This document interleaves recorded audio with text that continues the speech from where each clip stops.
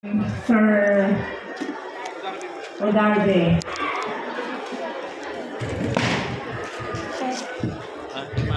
Firmahan. Oh, sige. What's up? Dr. Manolito Peña, School Principal for Heads of the different departments, Mr. Benito Dagdag, Mrs. Jennifer Dayag, and Mrs. Richie Barcelona.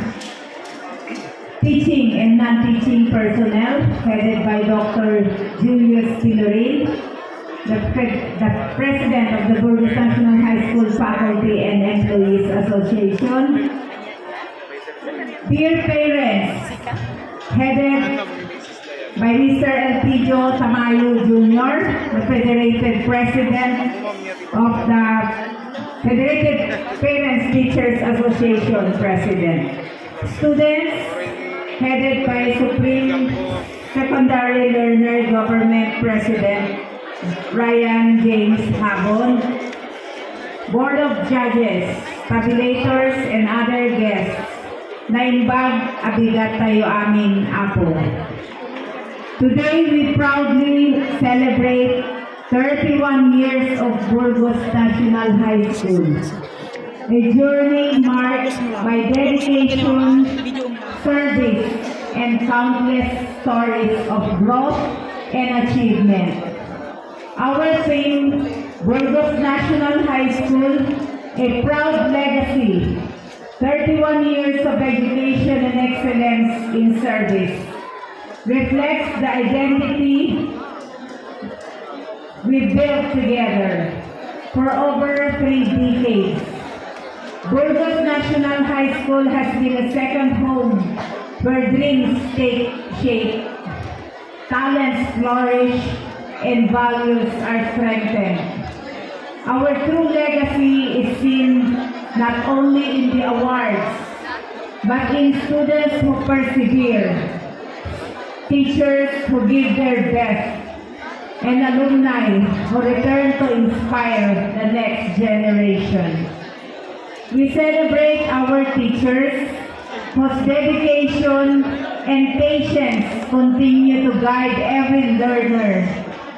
Your service ensures the excellence is not just taught, but lived. We honor our students, the pride of Burgos National High School. Your energy, creativity, and determination remind us why education matters. You carry our school's legacy and build the future of Burgos. We acknowledge our parents, stakeholders, whose support strengthens our school community. Your trust drives our mission to provide quality, holistic, and meaningful education.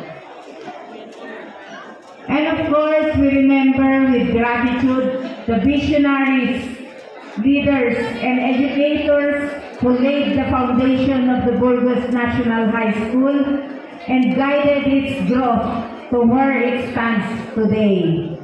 Strong, resilient, and committed to service. As we celebrate this milestone, let us continue to uphold the values that define us: discipline and excellence, unity and service.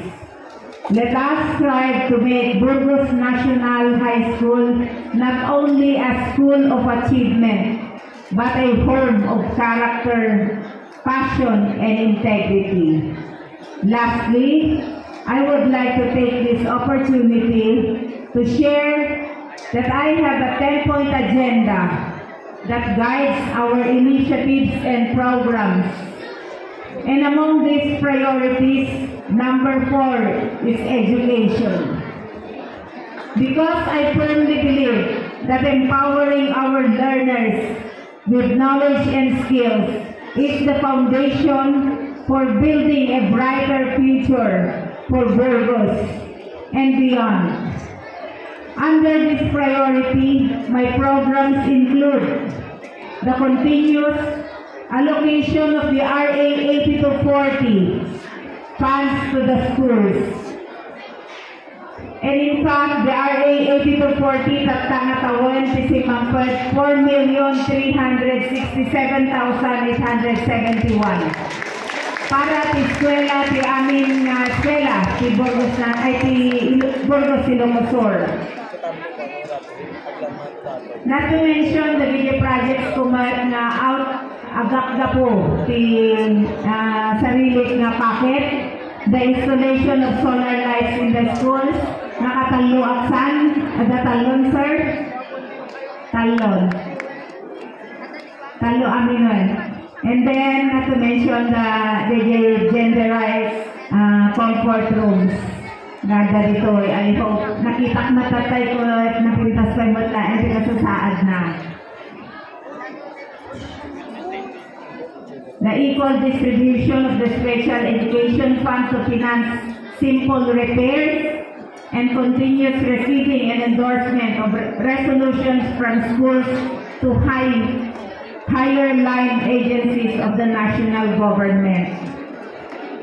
May the next decades bring even brighter accomplishments, deeper partnership, and more opportunities for our learners to shine. Together, let us carry forward the proud legacy of Burgos National High School. Happy 31st Foundation Day, Burgos National High School, and may we continue to serve with excellence. I wish Burgos. All right, rock and roll to the world.